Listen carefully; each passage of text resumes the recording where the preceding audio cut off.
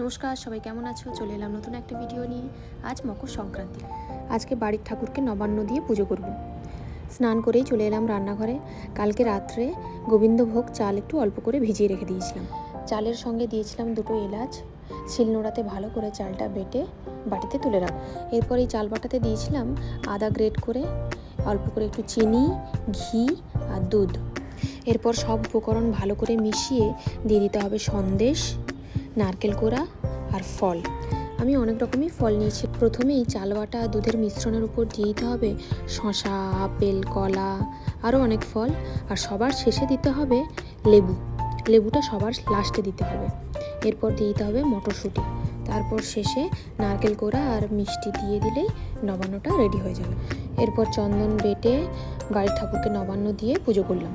এই দিনটি সবাই নিজেদের মতন করে পালিত করে। আমাদের মা ঠাকুমারা হয়তো অনেক নিয়ম শৃঙ্খলা মেনে এই দিনটা হয়তো আরও সুন্দরভাবে পালিত করে।